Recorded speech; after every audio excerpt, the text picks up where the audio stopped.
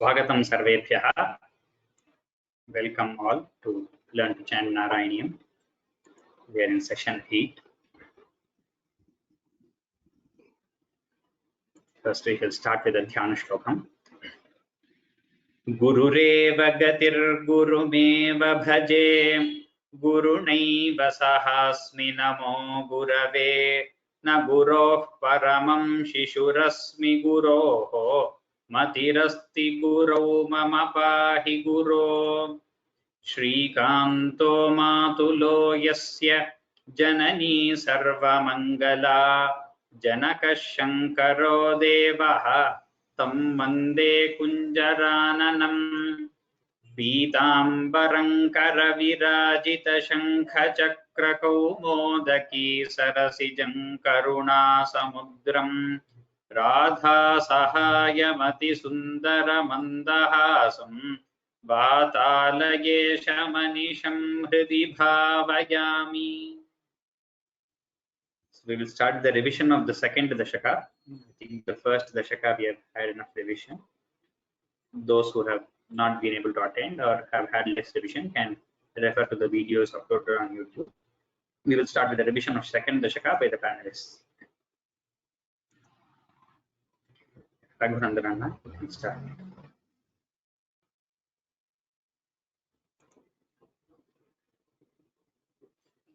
सूर्यस्पर्धि किरीटमूर्ध्वतिलकप्रोद्भासि फालान्तरं कारुण्याकुलनेत्रमार्द्रहसितोल्लासं सुनासापुटं गण्डोद्यन्मकराभकुण्डलयुगं कण्ठोज्ज्वलत्कौस्तुभं त्वद्रूपं वनमाल्यहारपटलः श्रीवत्सदीप्रं भजे.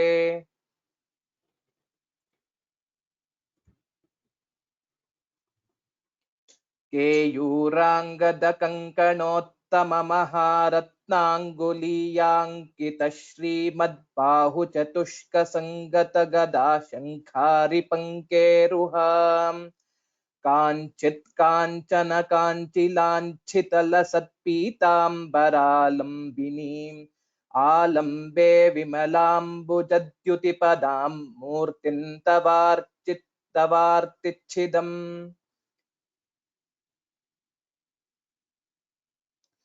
यत्रैलोक्यमहीयसोऽपि महितं सम्मोहनं मोहनात् कान्तं कान्तिनिधानतोऽपि मधुरं माधुर्यधुर्यादपि सौन्दर्योत्तरतोऽपि सुन्दरतरं त्वद्रूपमाश्चर्यतोऽप्याश्चर्यं भुवदेन कस्य कुतुकं पुष्णाति विष्णो विभो. तत्तादृङ्मधुरात्मकं तव वपुः सम्प्राप्य सम्पन्मयी सा देवी परमोत्सुका चिरतरन्नास्ते स्वभक्तेष्वपि तेनास्याबत कष्टमच्युत विभो त्वद्रूपमानोज्ञकप्रेमस्थैर्यमयादचापल्यवातोदभूत्. I'll repeat the last line again.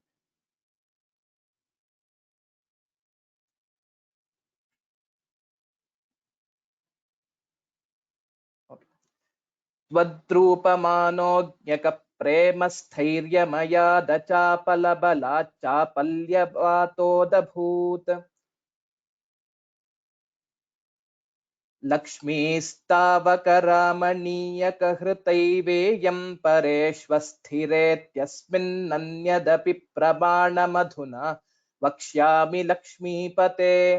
ये त्वद्ध्यानगुणानुकीर्तनरसासक्ता हि भक्ता जनाः तेष्वेषा वसति स्थिरैव दयितप्रस्तावदत्तादरा. Now Spurti from Shloka 6.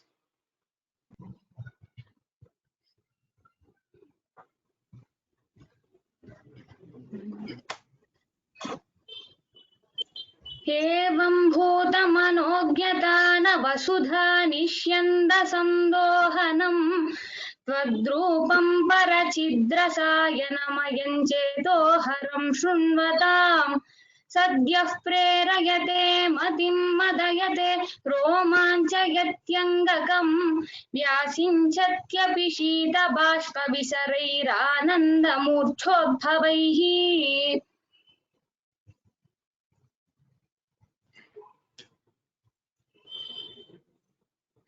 एवं भूततया हि भक्त्यभिहितो योगः स योगद्वयात् कर्मज्ञानमयात् भृशोत्तमतरो योगीश्वरैर्गीयते सौन्दर्यैकरसात्मके त्वयि खलु प्रेम प्रकर्षात्मिका भक्तिर्निष्क्रममेव विश्वपुरुषैर्लभ्या रमा वल्लभा हेलो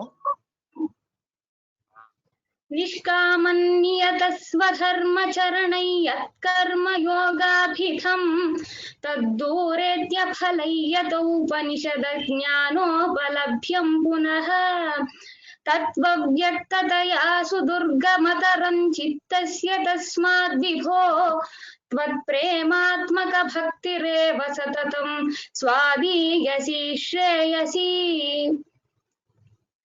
अत्यायासकराणि कर्मपटलान्याचर्य निर्यन्मलाः बोधे भक्तिपथेऽथवाप्युचिततामायान्ति किं तावता क्लिष्ट्वा तर्कपथे परं तव वपुर्ब्रह्माख्यमन्ये पुनः चित्तार्द्रत्वमृदे विचिन्त्य बहुभिः सिद्ध्यन्ति जन्मान्तरैः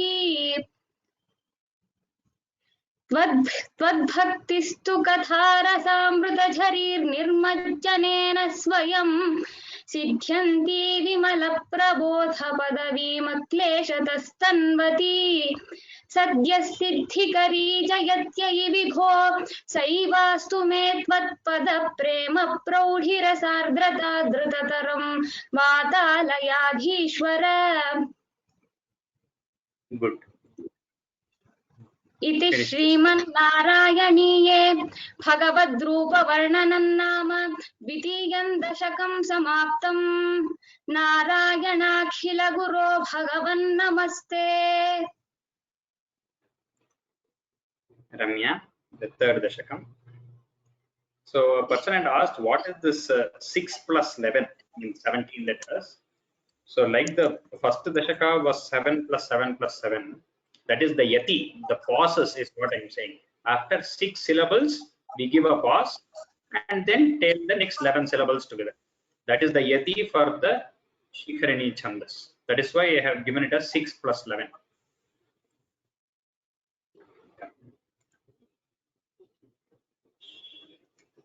पठन्तो नामानि प्रमदभरसिन्धौ निपतिताः स्मरन्तो रूपन्ते वरद कथयन्तो गुणकथाः चरन्तो ये भक्तास्त्वयि खलु रमन्ते परममून् अहं धन्यान् मन्ये समधिगत सर्वाभिलषितान् गदक्लिष्टं कष्टं तव चरणसेवारसभरेऽप्यनासक्तं चित्तं भवति बत विष्णो कुरु दयां भवत्पादाम्भोजस्मरणरसिको नाम निवहान् अहं गायं कुहचन विवत्स्यामि विजने कृपाते जाता चेत् किमिव न हि लभ्यन्तनुभृतां मदीयक्लेशौघप्रशमनदशा नाम कियती न के लोकेऽस्मिन्ननिशमयि शोकाभिरहिताः भवद्भक्ता मुक्ता सुखगतिमसक्ता विदधते मुनिप्रौढारूढा जगति खलु गूढात्मगतयः भवत्पादाम्भोजस्मरणविरुजो नारदमुखाः चरन्तीश स्वैरं सतत परिनिर्भात परचित् सदानन्दाद्वैत प्रसर परिमग्नाः किमपरम् भवद्भक्तिस्फीता भवतु मम सैव प्रशमयेत् अशेषक्लेशौघम् न खलु हृदि सन्देहकणिका न चेद्व्यासस्योक्तिस्तव च वचनन्नैगमवचः भवेन्मिथ्यारथ्या पुरुषवचनप्रायमखिलम् भवद्भक्तिस्तावत् प्रमुखमधुरा त्वद्गुणरसात् किमप्यारूढा चेदखिलपरितापप्रशमनी पुनश्चान्ते स्वान्ते विमलपरिबोधोदयमिलन् महानन्दाद्वैतं दिशति किमतः प्रार्थ्यमपरम्. Good, well said. We will start with the shloka 7 of Dashakam 3 today. Ramya, repeat after me. Vidhuya विधूय विधूय क्लेशान् मे क्लेशान् मे कुरु चरणयुग्मम् कुरु चरणयुग्मम् धृतरसम्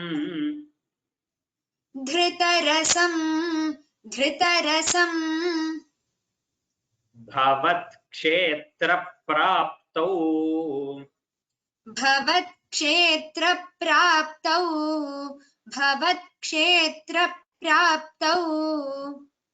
करमपि च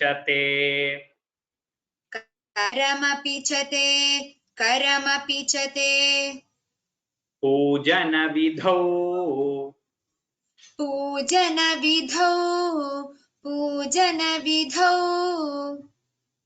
भवन्मूर्त्यालोके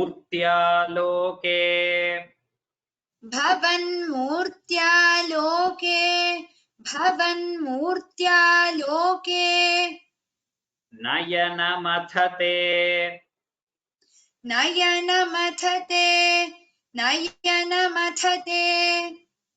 पादतुलसी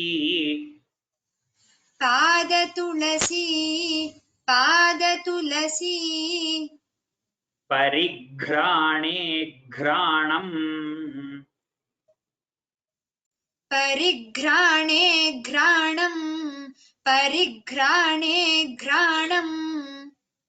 श्रवणमपि ते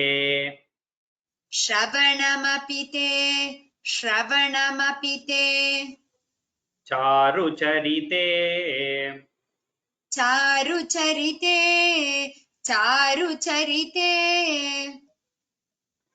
Here in this I just want to make a point over here. A lot of people, when I hear you reciting, for example, let me take the first word in the second line, bhavat kshetra praptau. So there are a lot of samyukta aksharas there. So ksha itself is samyukta akshara, and along with that there is a ta, and then the pra and ukta are all samyukta, and even the tra. So samyukta means two consonants, two vyanjanas coming together is called a samyukta akshara. So we have a lot of samyukta aksharas here. So I have told you previously that whenever a samyukta akshara comes, there is a slight dvitva kind of sound. So what is a dvitva? A dvitva is you are giving a little more pause, like you spend some more time pronouncing that consonant. For example, here bhavat kshetra, you say kshetra. The tra is just tra. You could have said kshetra, but it is almost like there are two tas there, and then there is a ra. It is somewhat, the pronunciation comes like that. That is how we pronounce bhavat kshetra. So it is like as if we have two tas, two half tas, and then a rakara. That's how it sounds. And the next also kshetra praptau, praptau we say. So the pakara, it's like as if we have an extra pa. It is not there actually, but that is how we have to pronounce that. So a lot of people, when you say bhavat kshetra praptau.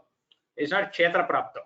So that even the meter will not kind of sit, and it will not sound very nice also when we tell in that raga. So you have to give a slight stress there, which we call it as a dvitva. Like you are spending one minute point of time over there extra. Bhavat kshetra praptau. All our panelists are saying, telling in the right way. You just listen to it multiple times, you will get it. It is not a very difficult thing. Just making the point so that when you recite by yourself, you concentrate whether you're saying that in the right manner. We'll go to shloka again. Vidhuya kleshan me. विधूय क्लेशान् मे विधूय क्लेशान् मे Kuru charana yugmam dhritarasam. कुरु चरणयुग्मन् धृतरसं कुरु चरणयुग्मन् धृतरसं Bhavat kshetra praptau. भवत् क्षेत्र प्राप्तौ भवत् क्षेत्र प्राप्तौ Karamapi chate pujana vidhau. करमपि च ते पूजनविधौ करमपि च ते पूजनविधौ भवन्मूर्त्यालोके. भवन्मूर्त्यालोके भवन्मूर्त्यालोके नयनमथते पादतुलसी. नयनमथते पादतुलसी नयनमथते पादतुलसी परिघ्राणे घ्राणम्. परिघ्राणे घ्राणम् परिघ्राणे घ्राणम् श्रवणमपि ते चारुचरिते. श्रवणमपि ते चारुचरिते श्रवणमपि ते चारुचरिते More importantly, when the two words are split and the second word starts with a samyuktakshara, you have to be. I've heard many people, they do not tell that samyukta proper. For example, in the first two words, vidhuya and kleshanme is there. So many pronounce it as vidhuya kleshanme. It's not vidhuya kleshanme. Vidhuya kleshan. It is like as if there's a yak and kleshanme. Vidhuya kleshanme. Only then that the chandas will sit there proper. Vidhuya kleshanme. विधूय क्लेशान्मे विधूय क्लेशान्मे Kuru charana yugman dhritarasam. कुरु चरणयुग्मन् धृतरसं कुरु चरणयुग्मन् धृतरसं Vidhuya kleshanme. Kuru charana yugman dhritarasam. विधूय क्लेशान्मे कुरु चरणयुग्मन् धृतरसं विधूय क्लेशान्मे कुरु चरणयुग्मन् धृतरसं Bhavat kshetra praptau. भवत् क्षेत्र प्राप्तौ भवत् क्षेत्र प्राप्तौ Karamapi chate pujana vidhau. करमपि च ते पूजनविधौ करमपि च ते पूजनविधौ Bhavat kshetra praptau. Karamapi chate pujana vidhau. भवत् क्षेत्र प्राप्तौ करमपि च ते पूजनविधौ भवत् क्षेत्र प्राप्तौ करमपि च ते पूजनविधौ भवन्मूर्त्यालोके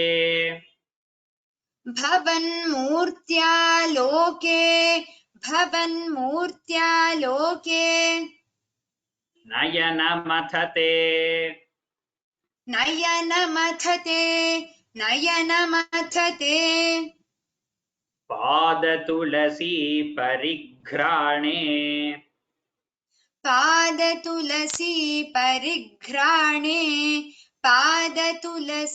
परिघ्राणे घ्राणं श्रवणमपि ते चारुचरिते घ्राणन् श्रवणमपि ते चारुचरिते घ्राणन् श्रवणमपि ते चारुचरिते There is no nakara there. It is granam, makara only. When shakara comes, it is simple makara.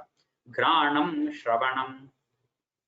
घ्राणं श्रवणमपि ते चारुचरिते घ्राणं श्रवणमपि ते चारुचरिते भवन्मूर्त्यालोके नयनमथते पादतुलसी परिघ्राणे घ्राणं श्रवणमपि ते चारुचरिते भवन्मूर्त्यालोके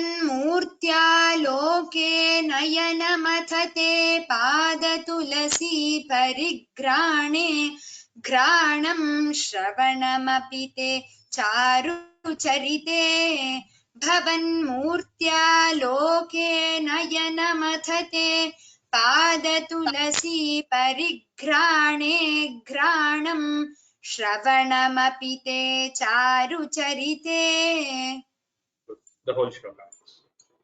विधूय क्लेशान्मे कुरु चरणयुग्मं धृतरसं भवत्क्षेत्रप्राप्तौ करमपि च ते पूजनविधौ भवन्मूर्त्यालोके नयनमथते पादतुलसी परिघ्राणे घ्राणं श्रवणमपि ते चारुचरिते Go to the next shloka. Spurti, repeat after me. प्रभूताधि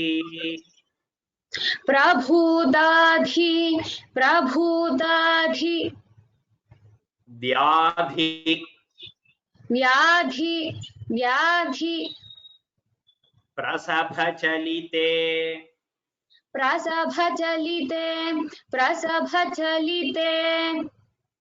मामकहृदि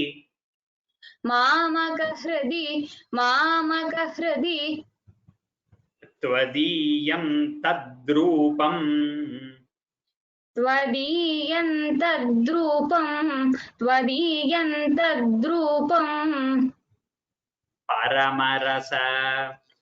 परमरस चिद्रूपमुदीयात्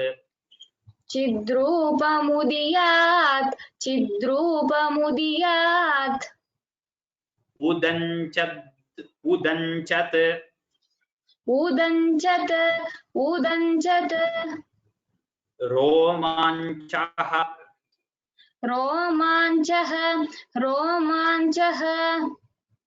गलितबहु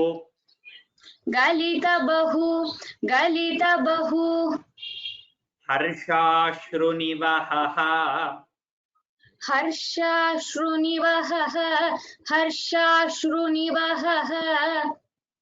यथा विस्मर्यासं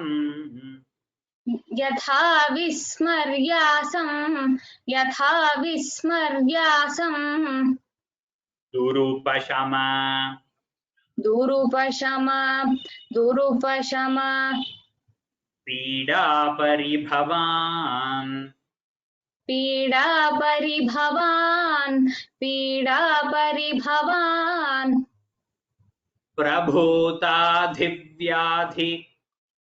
प्रभूताधिव्याधि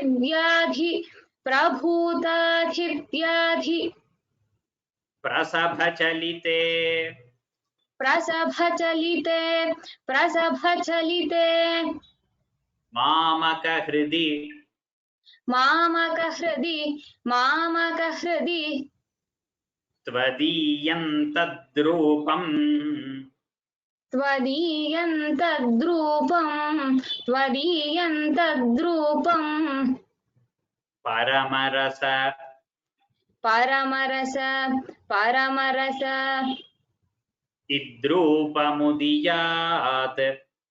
चिद्रूपमुदीयात् चिद्रूपमुदीयात्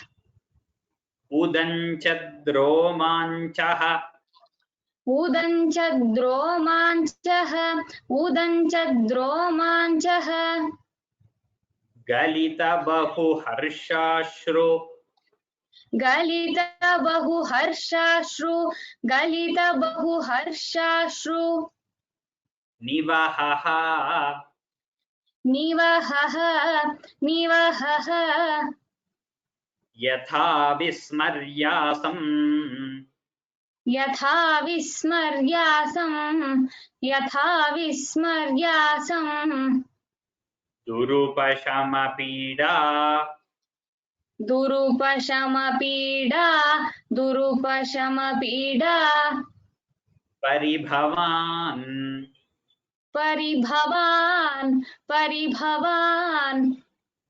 प्रभूताधिव्याधिप्रसभचलिते प्रभूताधिव्याधिप्रसभचलिते मामकहृदि मामकहृदि प्रभूताधिव्याधिप्रसभचलिते मामकहृदि प्रभूताधिव्याधिप्रसभचलिते मामकहृदि प्रभूताधिव्याधिप्रसभचलिते मामकहृदि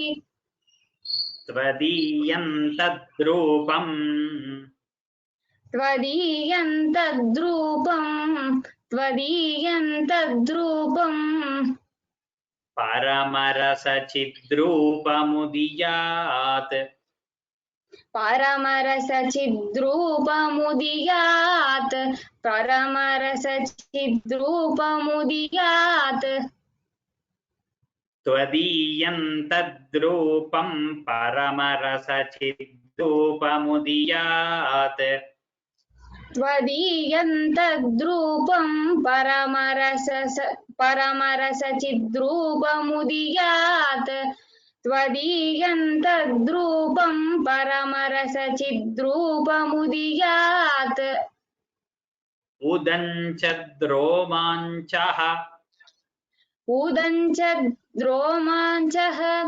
उदञ्चद्रोमाञ्चः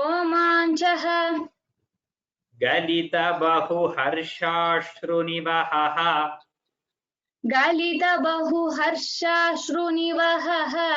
गलितबहुहर्षाश्रुनिवहः उदञ्चद्रोमाञ्चो गलितबहुहर्षाश्रुनिवहः उदञ्चद्रोमाञ्चो गलितबहुहर्षाश्रुनिवहः उदञ्चद्रोमाञ्चो गलितबहुहर्षाश्रुनिवहः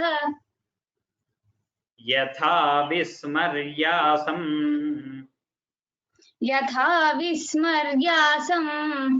यथा विस्मर्यासम् दुरुपशमपीडा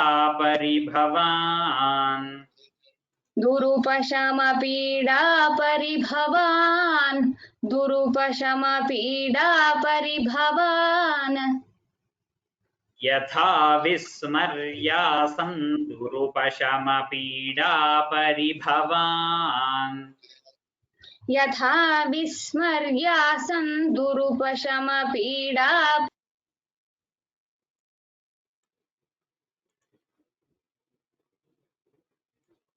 भवान् What you said, repeat the last line once. यथा विस्मर्यासन् दुरुपशमपीडा परिभवान् whole shloka.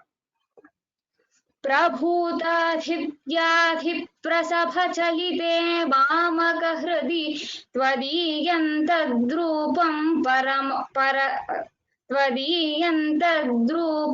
परमरसचिद्रूप मुदीयात् उदञ्च गलित बहुहर्षाश्रुनिवहः यथा विस्मर्यासन् दुरुपशमपीडा परिभवान्. We'll go to the next shloka. Marudgehaadhisha मरुद्गेहाधीश मरुद्गेहाधीश त्वयि खलु त्वयि खलु त्वयि खलु पराञ्चोऽपि पराञ्चोऽपि पराञ्चोऽपि सुखिनः सुखिनः सुखिनः भवत्स्नेही सोऽहम् भवत्स्नेही सोऽहम् भवत्स्नेही सोऽहम्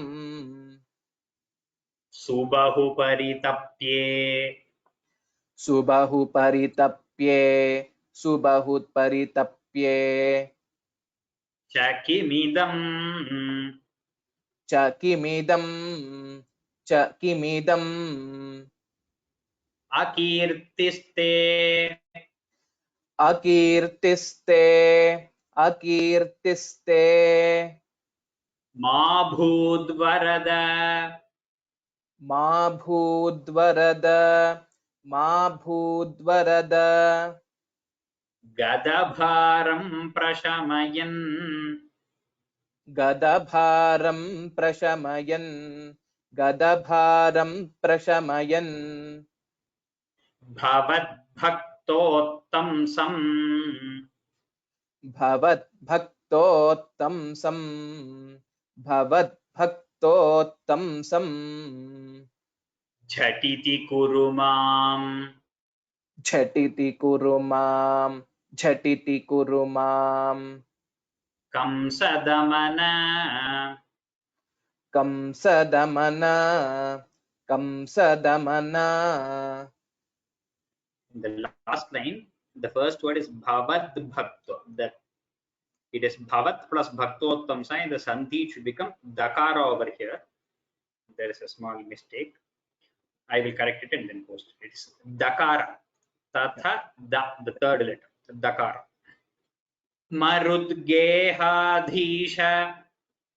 मरुद्गेहाधीश मरुद्गेहाधीश त्वयि खलु त्वयि खलु त्वयि खलु पराञ्चोऽपि सुखिनः पराञ्चोऽपि सुखिनः पराञ्चोऽपि सुखिनः भवत्स्नेही सोऽहम् भवत्स्नेही सोऽहम् भवत्स्नेही सोऽहम् सुबहुपरितप्ये च सुबहुपरितप्ये च सुबहुपरितप्ये च किमिदम् किमिदम् किमिदम् अकीर्तिस्ते मा भूत् अकीर्तिस्ते मा भूत् अकीर्तिस्ते मा भूत् वरद गदभारम् वरद गदभारम् वरद गदभारम् प्रशमयन् प्रशमयन् प्रशमयन् भवद्भक्तोत्तंसम्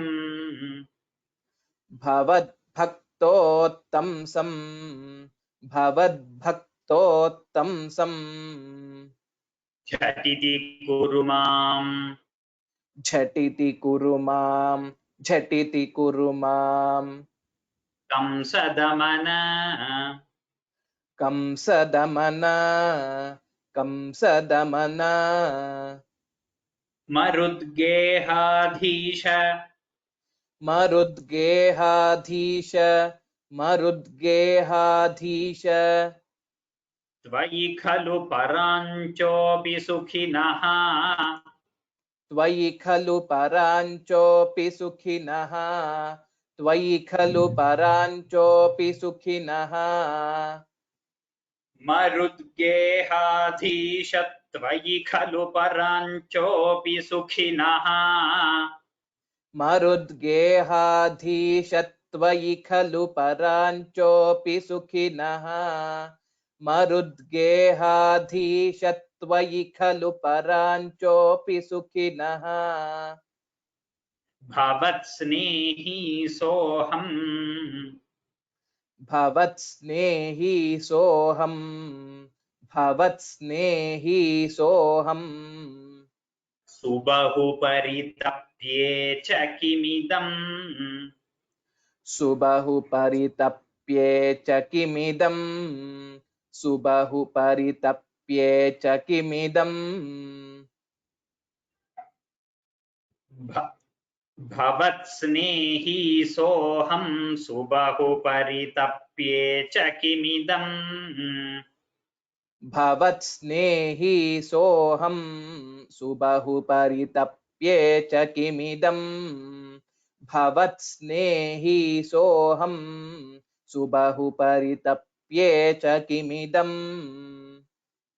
अकीर्तिस्ते मा भूत् अकीर्तिस्ते मा भूत् अकीर्तिस्ते मा भूत् वरद गदभारं प्रशमयन् वरद गदभारं प्रशमयन् वरद गदभारं प्रशमयन् अकीर्तिस्ते मा भूद् वरद गदभारं प्रशमयन् अकीर्तिस्ते मा भूद्वरद गदभारं प्रशमयन् अकीर्तिस्ते मा भूद्वरद गदभारं प्रशमयन्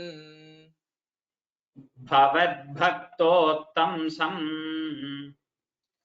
भवद्भक्तोत्तंसं भवद्भक्तोत्तंसं झटिति कुरु मां कंसदमन झटिति कुरु मां कंसदमन झटिति कुरु मां कंसदमन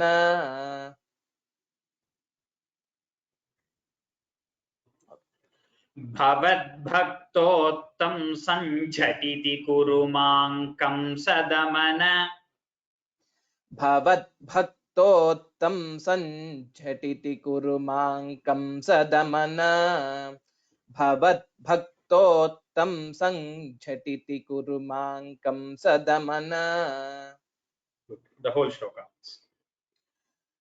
मरुद्गेहाधीश त्वयि खलु पराञ्चोऽपि सुखिनः भवत्स्नेही सोऽहम् सुबहुपरितप्ये च किमिदम् अकीर्तिस्ते मा भूद्वरद गदभारं प्रशमयन् भवद्भक्तोत्तंसं झटिति कुरु मां कंसदमन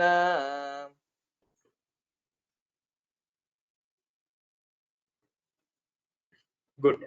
So this shloka is usually told for eradication of all ailments. So many people repeat this shloka as a parayana, as a japa for eradication of ailments, calling out to Guruvayurappa and asking. Shloka 10. Ramya. Ramya.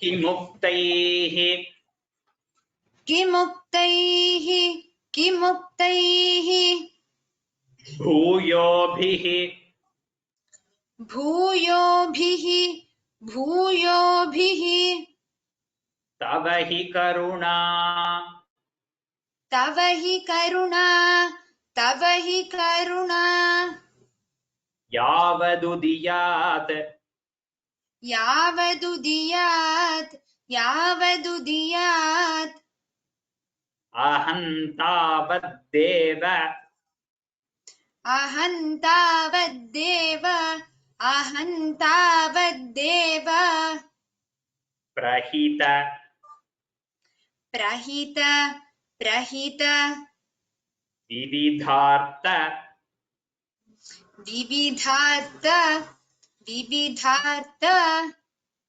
प्रलपितः प्रलपितः प्रलपितः पुरः क्लिप्ते पुरः क्लिप्ते पुरः क्लिप्ते पादे वरद पादे वरद पादे वरद तव नेष्यामि तव नेष्यामि तव नेष्यामि दिवसान् दिवसान् दिवसान् यथाशक्ति व्यक्तम् यथाशक्ति व्यक्तम् यथाशक्ति व्यक्तम् नतिनुति नतिनुति नतिनुति निषेवा निषेवा निषेवा विरचयन् विरचयन् विरचयन् किमुक्तैर्भूयोभिः किमुक्तैर्भूयोभिः किमुक्तैर्भूयोभिः तव हि करुणा तव हि करुणा तव हि करुणा यावदुदीयात् यावदुदीयात् यावदुदीयात् अहं तावद्देव अहं तावद्देव अहं तावद्देव प्रहित विविध प्रहित विविध प्रहित विविध आर्तप्रलपितः आर्तप्रलपितः आर्तप्रलपितः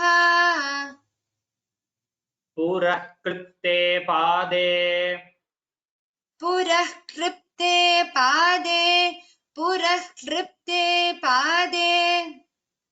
You don't have to say kritte. It is not r as such. The usual, the swara is that la. So purah klipte pade.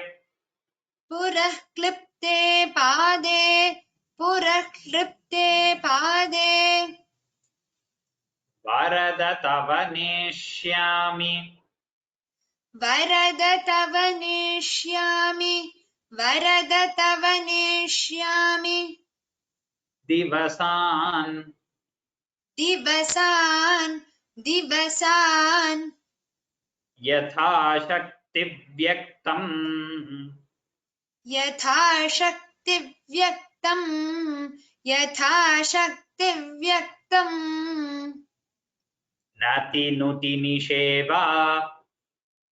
नति नुति निषेवा नति नुति निषेवा. Virachayan. विरचयन् विरचयन्. किमुक्तैर्भूयोभिः किमुक्तैर्भूयोभिः किमुक्तैर्भूयोभिः. तव हि करुणा यावदुदीयात् तव हि करुणा यावदुदीयात् तव हि करुणा यावदुदीयात्. किमुक्तैर्भूयोभिस्तव हि करुणा यावदुदीयात् किमुक्तैर्भूयोभिस्तव किमुक्तैर्भूयोभिस्तव हि करुणायावदुदीयात् किमुक्तैर्भूयोभिस्तव हि करुणायावदुदीयात्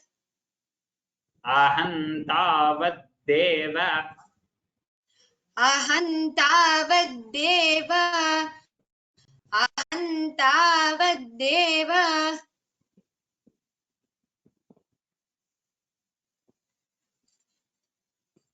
Is it only for me? I heard a lag. Okay. Prahita vividhartha pralapitaha. प्रहित विविधार्थ प्रलपितः प्रहित विविधार्थ प्रलपितः अहं तावद्देव प्रहित विविधार्थ प्रलपितः. अहं तावद्देव प्रहित विविधार्थ प्रलपितः अहं तावद्देव प्रहित विविधार्थ प्रलपितः पुरः क्लृप्ते पादे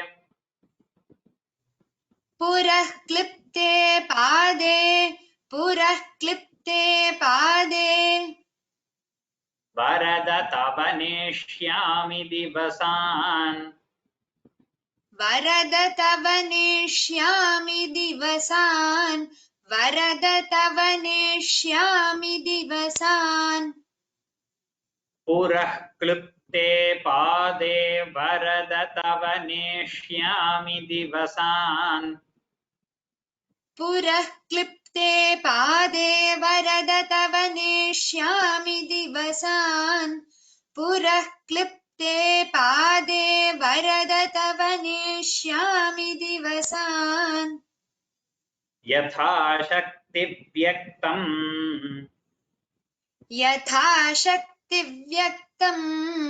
यथाशक्ति व्यक्तम् नतिनुति निषेवा विरचयन्. नतिनुति निषेवा विरचयन् नतिनुति निषेवा विरचयन्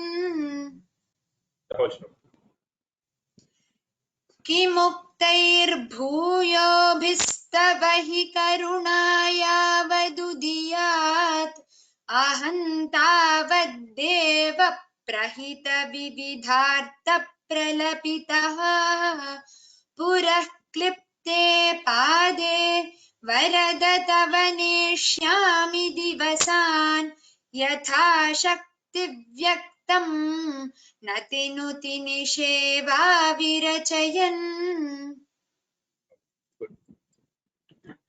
We'll take the next also. This also you repeat. Iti Srimannaarayanīye. इति श्रीमन्नारायणीये भक्तस्वरूपवर्णनम्. भक्तस्वरूपवर्णनम्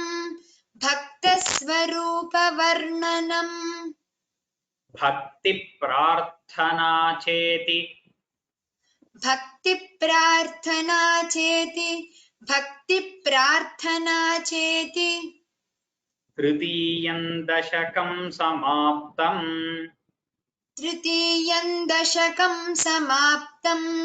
तृतीयं दशकं समाप्तम् इति श्रीमन्नारायणीये भक्तस्वरूपवर्णनं भक्तिप्रार्थना चेति तृतीयं दशकं समाप्तम्.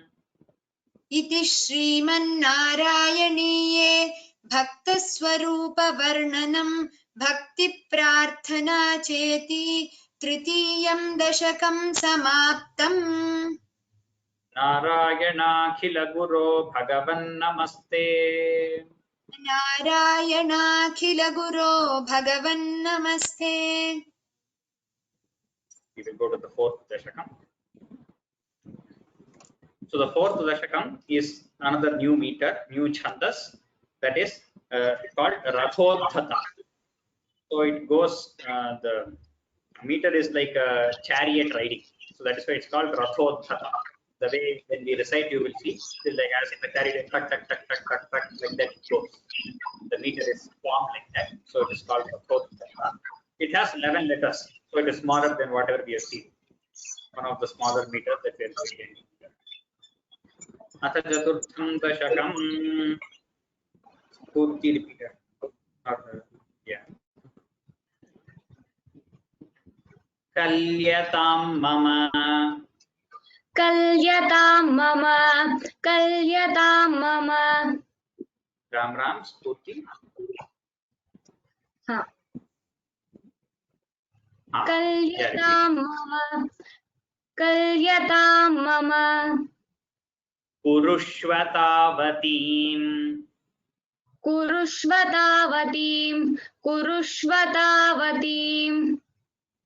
Kalyatam mama kurushvatavatim. Kalyatam mama kurushvatavatim. Kalyatam mama kurushvatavatim. Don't go so fast. Kalyate. Kalyate. Kalyate. Bhavadupasanam. Bhavadupasanam. Bhavadupasanam. Yaya. Yaya. Yaya. Spashtam. Spashtam. Spashtam. No, it is not. Takara is not Mahaprana. Spashtam. Spashtam. Spashtam. Ashtavidha. Ashtavida. Ashtavida. Vidha is Takara is Mahaprana. Ashtavidha. Ashtavida. Ashtavida. Yogacharyaya. Yogacharyaya. Yogacharyaya. Pushtayashu. Pushtayashu. Pushtayashu. Tavatushtim. Tavatushtim. Tavatushtim. Apnuyam. Apnuyam. Apnuyam. So this fourth dashaka is about Ashtanga Yoga. Mainly it talks about all the 8 limbs of Ashtanga Yoga and its description. Kalyatam mama. Kalyatam mama. Kalyatam mama. Kurushvatavatim. Kurushvatavatim. Kurushvatavatim. Kalyate. Kalyate. Kalyate. Bhavadupasanayaya. Bhavadupasanayaya. Bhavadupasanayaya. Spashtamashtavidha. Spashtamashtavidha. Spashtamashtavidha. Yogacharyaya. Yogacharyaya. Yogacharyaya. Pushtayashu tava. Pushtayashu tava. Pushtayashu tava. Tushtimapnuyam. Tushtimapnuyam. Tushtimapnuyam. Kalyatam mama kurushvatavatim. Kalyatam mama kurushvatavatim. Kalyatam mama kurushvatavatim. Kalyate bhavadupasanayaya. Kalyate bhavadupasanayaya. Kalyate bhavadupasanayaya. Spashtamashtavidha yogacharyaya. Spashtamashtavidha yogacharyaya. Spashtamashtavidha yogacharyaya. Pushtayashu tava tushtimapnuyam. Pushtayashu tava tushtimapnuyam. Pushtayashu tava tushtimapnuyam. As you see, the raga is like up and down, like a ratha is going. a few people still had doubt on this the anuswara before the yakara and vakara. So here we have an example. Let me try clarifying it. Upasanam yaya, if you split and say, when the yakara follows the anuswara, you have to get a nasal sound there, which is kind of the Chandra Bindu in the Hindi. Hindi we use the Chandra Bindu. Ha, hu, we say. That nasal sound should come there. Upasanaya. Is yakara only. The next letter should only be yakara. There is no ma, there is no nga, nya, nothing. But that nasal sound should come in front of the yakara. Upasanaya. That is how you have to pronounce that. So many people still had that confusion, I think.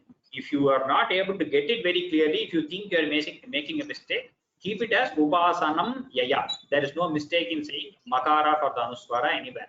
So there is no problem. You want to pronounce it this way, it is the nasal sound. Upasanaya. That's the way it's said. Spurti recite the whole shloka. कल्यता मम कुरुष्वतावतीं कल्यते भवदुपासनय्यया स्पष्टमष्टविधयोगचर्यया पुष्टया श्रुतव तुष्टिमाप्नुयाम्. I thought we can take one more, but I think time is. So we will stop here and we will continue the fourth dashakam next week. Fourth dashakam has 15 shlokas. It is not a dashakam per se. It has 15 shlokas, a little more. It is the longest dashakam. But since the shlokas are small, we'll get through it fast. I will repeat the third dashakam now, the full third dashakam, so that once it is recorded, then we will have the students chanting. Any unanswered questions on the question panel will be answered in the next week. I'll just recite the whole of the third dashakam now.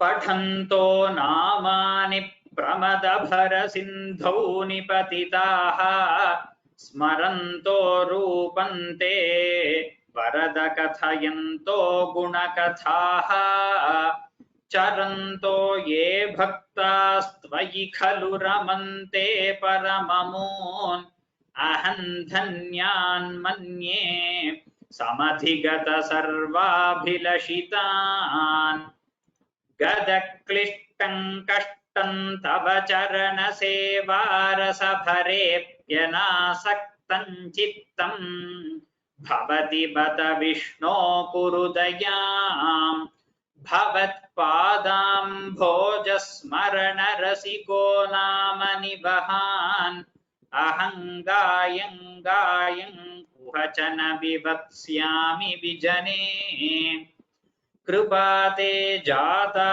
chet kimiva nahi labhyantanubhritam madiya kleshaukha prashamana dasha nama kiyati nake lokesmin nishamayi shokabhirahitaha bhavad bhakta mukta sukhagati masakta vidathate muni praudharudha jagati khalu gudhatmagatayaha bhavat padam bhojasmarana virujo narada mukhaha charanti shasvairam satata parinirbhata parachit sadananda dvaita prasara parimagnah kimaparam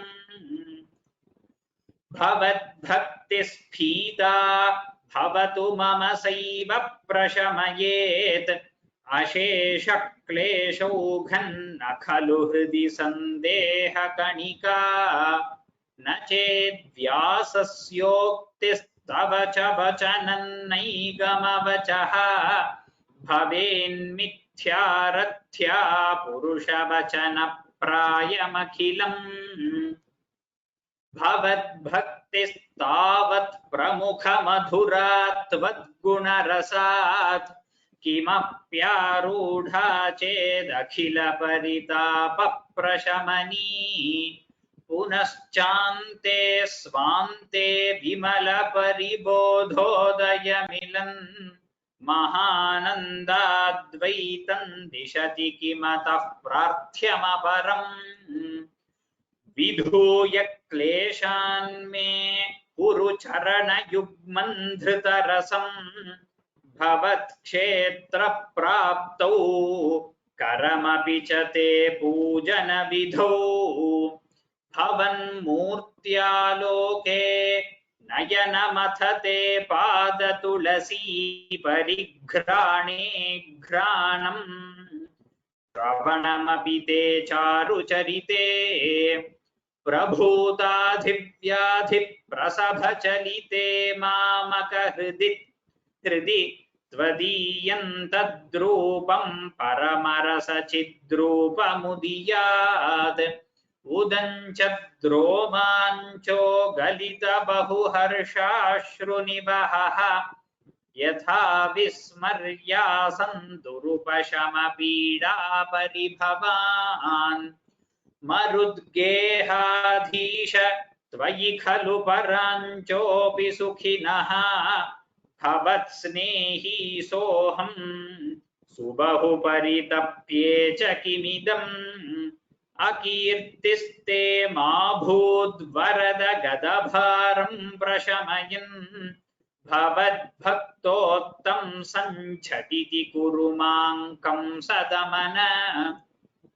किमुक्तैर्भूयोभिस्तव हि करुणा यावदुदीयात् अहं तावद्देव प्रहित विविधार्थ प्रलपितः पुरः क्लृप्ते पादे वरद तव नेष्यामि दिवसान् यथाशक्ति व्यक्तन्नतिनुति निषेवा विरचयन् इति श्रीमन्नारायणीये भक्तस्वरूपवर्णनं भक्तिप्रार्थना चेति तृतीयं दशकं समाप्तं नारायणाखिल गुरो भगवन् नमस्ते. There is one important announcement. So this course we have put on the page that we will be giving a certificate for those who memorize this. So the exact details of what kind of test it will be, how you have to memorize, will be announced in the next week. But just to tell you that you should be trying to memorize. At most we have done, I think, 6 shlokas a week. That is the maximum we have covered. So you should be able to memorize a shloka every day. So maybe after 5 or 10 dashakams, it is not possible to memorize all 100 and have a test at the end. I know it is extremely difficult. It is not possible straight away. So we have to do it part by part, and then we can have at the end, we can have all 100 those by 100. So the exact details I'll be announcing next week. But just to give you information that try to keep memorizing and keep up with the class, so that whenever we have the test, you are ready. Like after I finish the portion, only 2 or 3 weeks after that, you will have the test for that particular portion. But to keep revising and memorize that portion, be on your toes. That's all. I will put the details in the next class. Now, those who want to chant can raise their hands. I'll just put all the hands down and then you raise your hands. I'm going to put all the hands. Then those who want to chant can raise their hands. Now you can raise your hands. I put all the hands down. If you want to chant, that's the second dashaka. We are going to revise now. If you want to chant, you can raise your hand.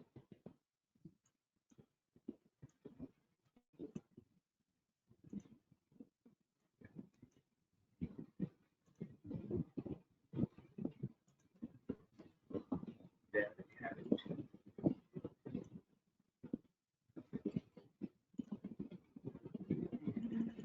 We'll start from Dashakam 2, Shloka 1. We will start chanting. Vidya Lakshmi R.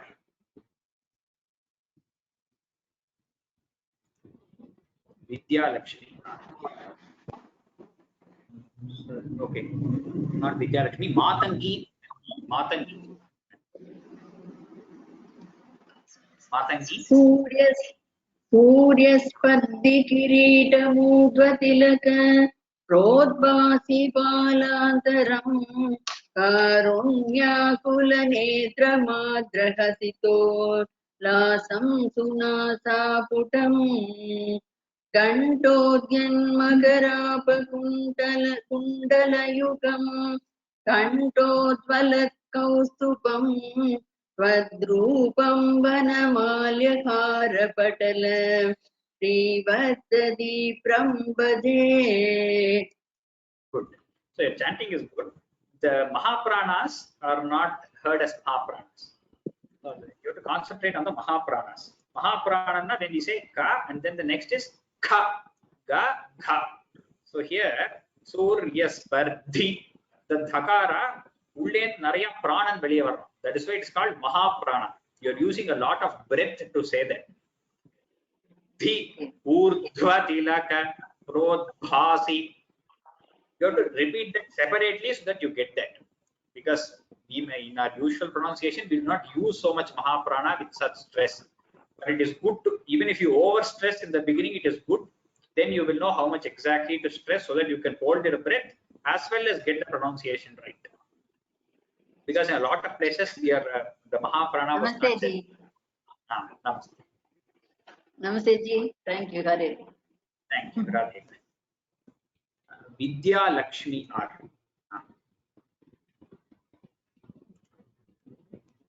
Hello. Vidya Lakshmi. Yeah. I just put the second shloka. Second shloka.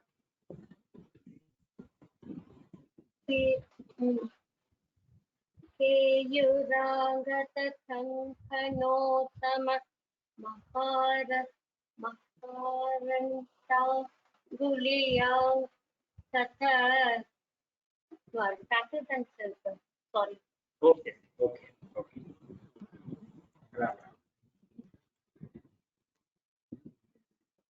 Ishwaran Sundareshan. Namaskaram.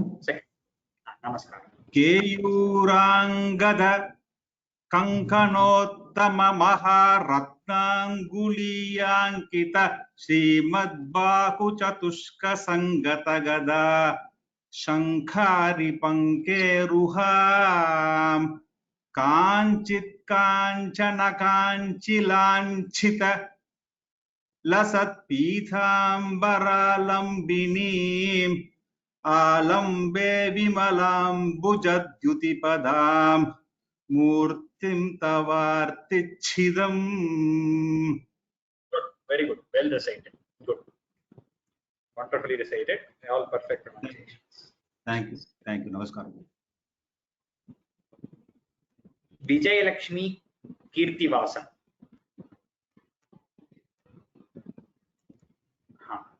One second. You are self-muted, Vijay Lakshmi Kirtivasan.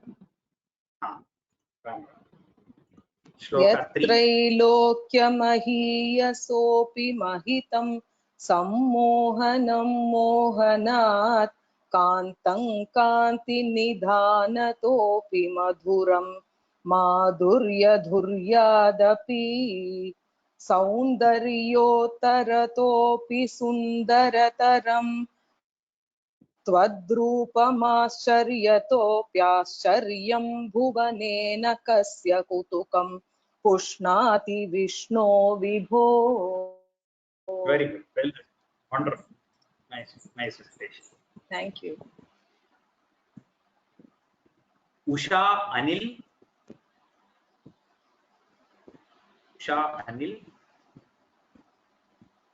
You are self-muted, Usha Anil. Shloka 4.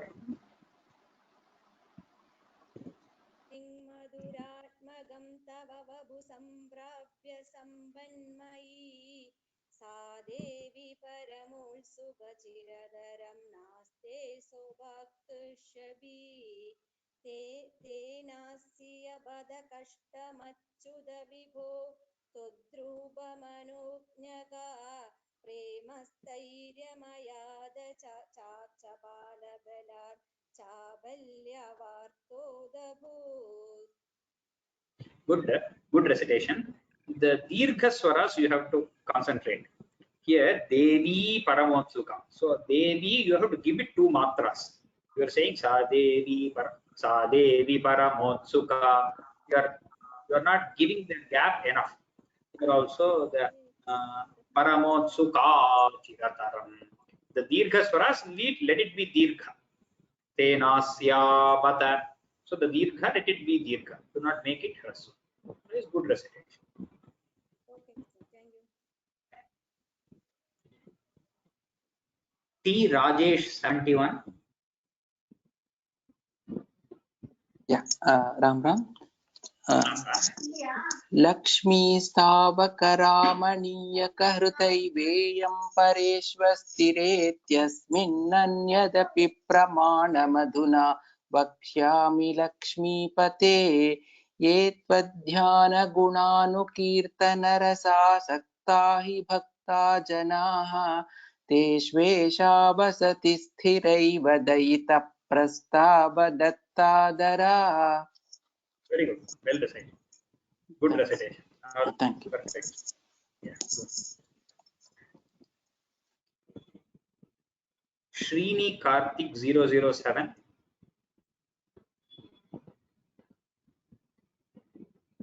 Srini Karthik 007. Yourself muted. Okay. Self muted. Subhadra Lakshmi. Subhadra Lakshmi. Ramram. You're unmuted, but I am not able to hear you. Subhadra Lakshmi.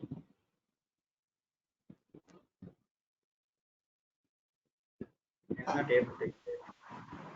Subhadra Can you Lakshmi. Yes, Yeah, sir. I can hear. Namaste.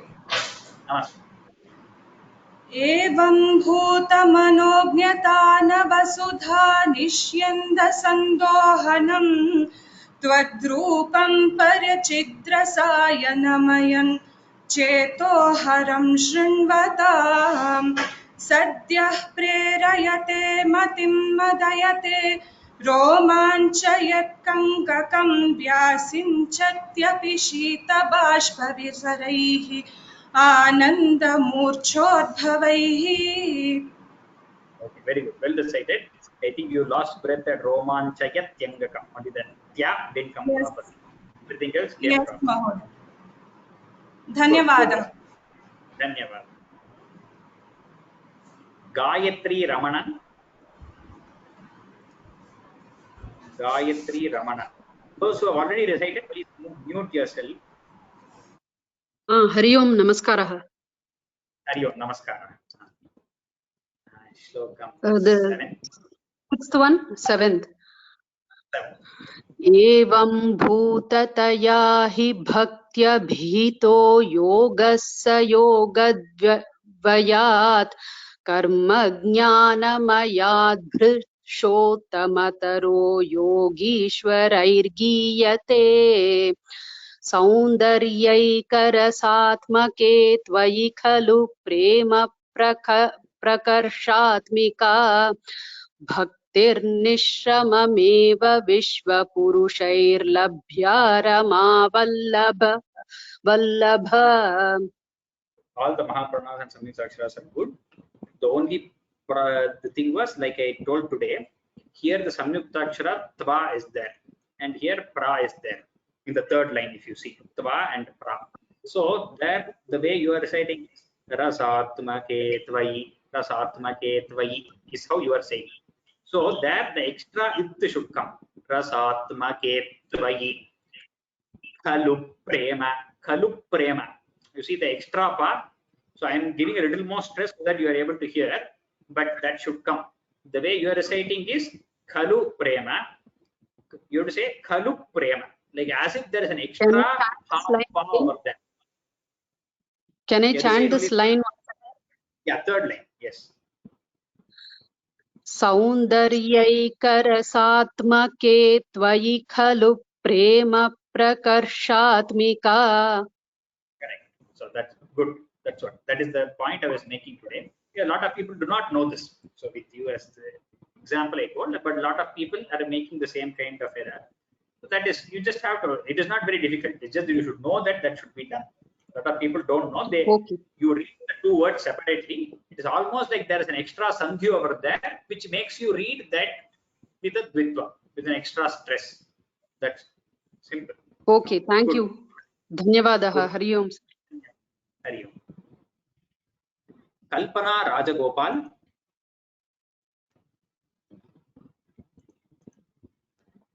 Kalpana Rajagopal, you're self-muted. I think they're not here.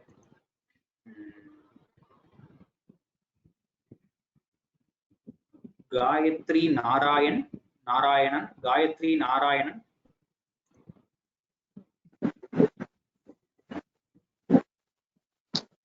Namaskaram, sir. Namaskaram. Namaskaram. Yes. Shloka.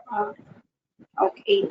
Nishkamam niyadasva dharmacharanai yat karma yogapitam tatturetya balam yadaupanishad jnano balapyam punaha tat vyaktadhaya sudurkhamadharam siddhasya dasmat vibho त्वत्प्रेमात्मक भक्तिरेव सददं स्वाधीयसि श्रेयसि. Good recitation. Only the Mahapranas again you have to concentrate. Otherwise everything else was Okay, okay, sir. Dhanyavad. Thank you. Aparna Bayo. Namram. You self-muted. Aparna Bayo. Okay, not here. Bhushini PV. Bhushini PV. Namaskara. Namaskar. 9th one, no sir? 9th one, yes. अध्यायासकराणि कर्मपटलान्याचर्यनिर्यन्मलाः बोधे भक्तिपथे तवाप्युचितताम् आयान्ति किं तावत् क्लिष्ट्वा तर्कपथे परं तव वपुः ब्रह्माख्यमन्ये पुनः चित्तार्धत्वमृते विचिन्त्य बहुभिः सिद्ध्यन्ति जन्मान्तरैः. Good recitation. Just say the last line from Bahubihi. Can I repeat last line, sir? Last line. चित्तार्धत्वमृते विचिन्त्य बहुभिः सिद्ध्यन्ति जन्मान्तरैः. You can split at the past, or you can say Bahubhis Siddhanti also. Stress on Sakara. Good. Dhanyavad. Good. Thank you, sir.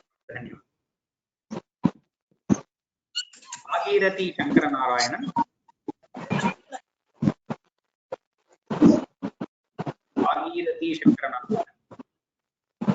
Self-mute.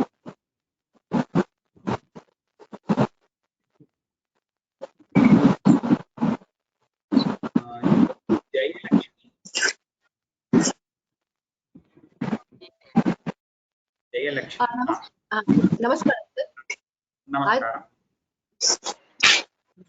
Vadbhaktistu katarasāmritagari virmajjaneena svayam siddhyanti vimala prabodhapada kleshatastvan kshamita. Second line again. सिद्ध्यन्ति विमल प्रबोध पदवीं क्लेशतस्तन्वती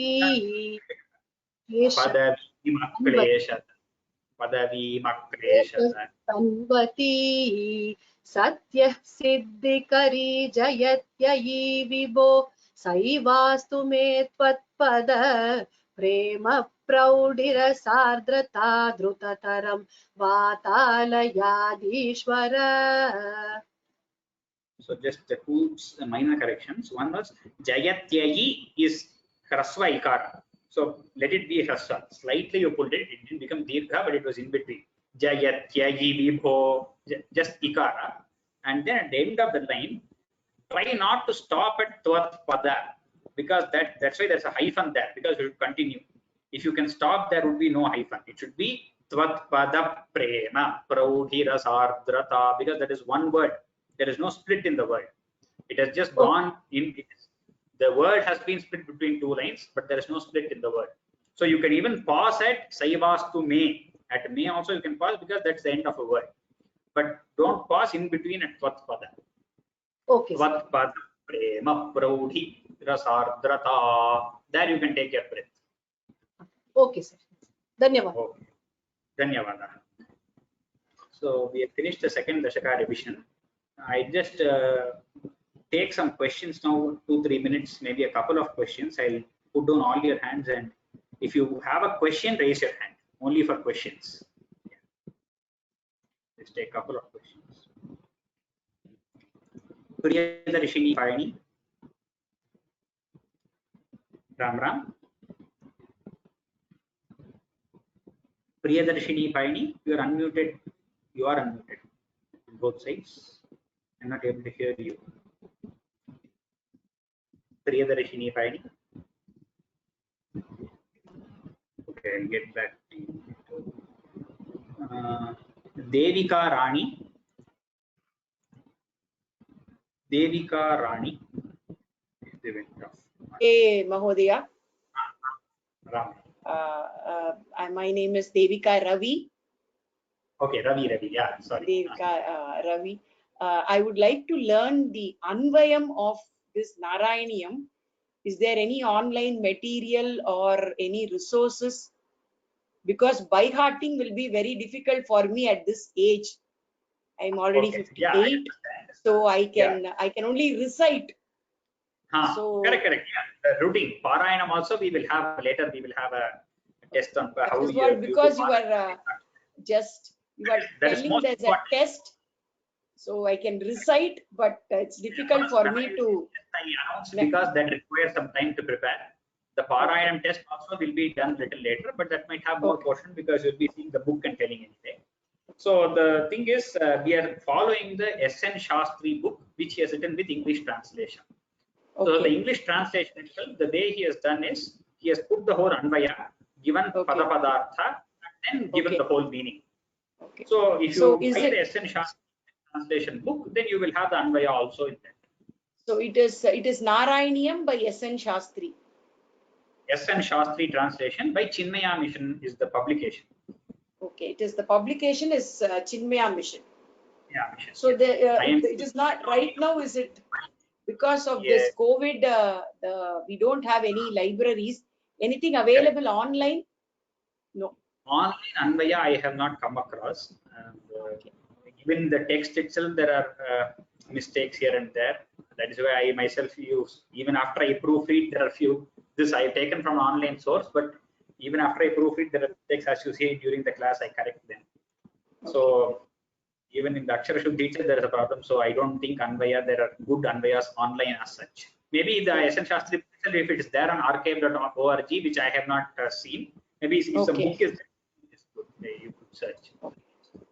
Thank you, sir.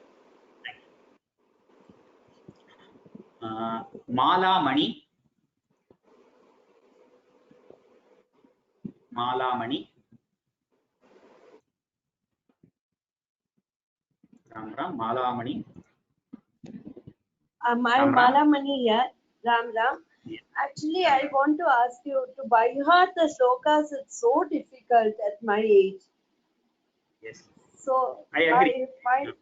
I find it when you say it's a test and all, I'm getting scared. No, it is not. Test is not for everyone. Sorry, I should have made that point. Test is only for people who want to take the test. So there are some people who want to take and who want to by heart, memorize and then tell it and show. It is not for everybody who has taken the course. I will make it clear in the next class. It is not some kind of exam that you must take or anything to pass the course. And for others who are not able to memorize, we will have a Parayanam test also. which you can see the book in the site. Okay. So do not worry about that.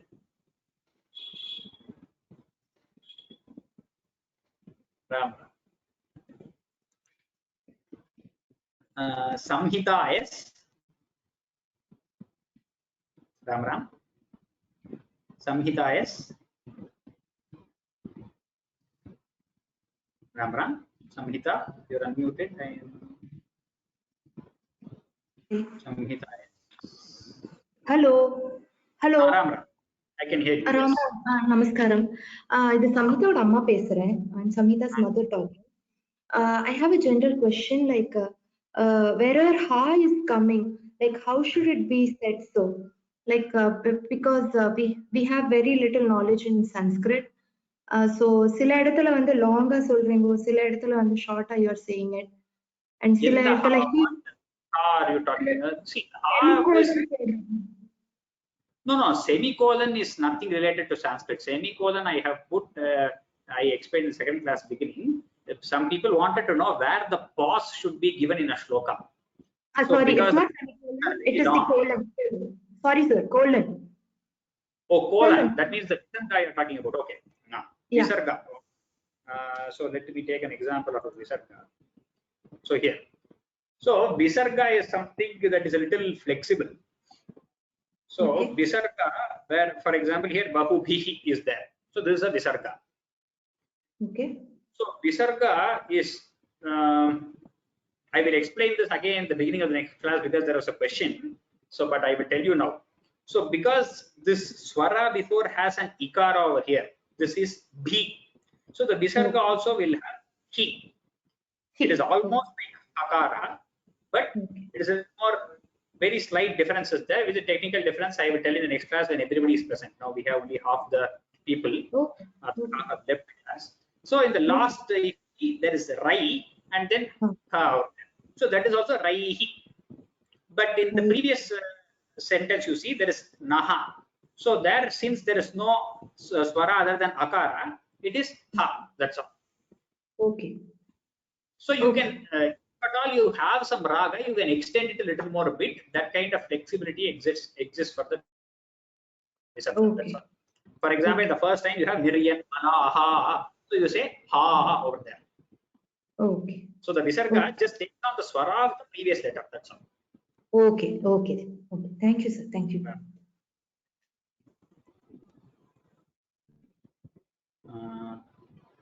Gayatri Vishwanath. Gayatri Vishwanath. Ram Ram, sir. Ram Ram. Ram.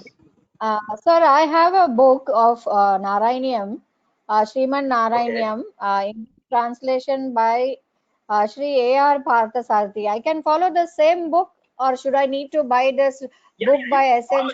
It is few Patha Vedas in the sense, few words might change in very rare places. Okay. So that kind of Veda might come. That's why following this book. So if at all you have some other part of Veda, they should not come saying we have a different thing. So I am standard taking that book into consideration.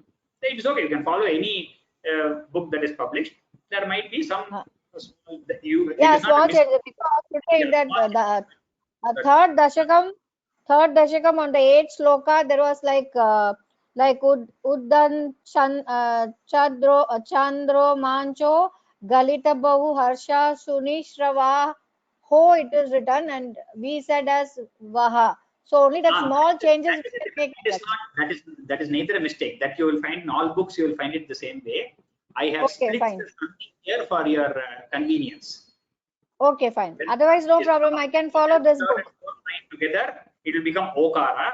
I have split the sandhi and this we teach because we take a pause there. The sandhi is split.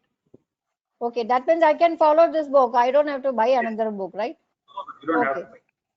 Yeah, thank you, sir. Kalyana Krishna. Hello, good morning again. Good morning. I just want to say it again, just a small comment. I think you're doing a fantastic job, and even the students are doing even better, I think. And someday I'll try to recite it with you. Maybe we'll see how it goes. Thank you again. Keep up the great work. Thank you. Bye-bye. Bye. Thank you. Just the last question I take. Mudita Badwar. Mudita. Mudita Badwar. Ram. Ram Ram. Yes. Thank you so much for this opportunity. It's a blessing. I am new to Sanskrit. Because of Hindi, I can manage to read. And I started with the third Dashakam. So I'm able to read it fairly fluently, but I'm doing one shloka from the first, as you suggested, and that is quite tough. So I wanted to ask, a lady just asked that what is prayanam? Like when she said that if we cannot memorize, what is the other option? Yes. So Parayanam means just seeing and reciting is called Parayana. In Sanskrit. When you see something, perfect. That opportunity would be great. That is called Okay, Parayana. that's all I wanted to ask. Ramayana, Valmiki, Ramayana, Srimad Bhagavata, Ramcharitmanas. Say uska Parayan kar rahe hain. That's what you say in Hindi. Yes, okay. I'm only familiar with the word part, so I did not know. Thank you so much for clarifying. So we will have that opportunity, and you will guide us how to go about just getting fluent with that as well. Just for that. That is what we are thinking. So once the details come out, I will inform you. That will be very nice. Thank you so much. Thanks a lot. Thank you. Thank you. Sorry. It is 9:30 now. We shall end the session for today. Thank you. I have other 10, I think 5-6 people who want to ask questions. I'm sorry I cannot take them today. We'll see in the next week. Ram Ram Ram Sarvebhya. Shubhamastu.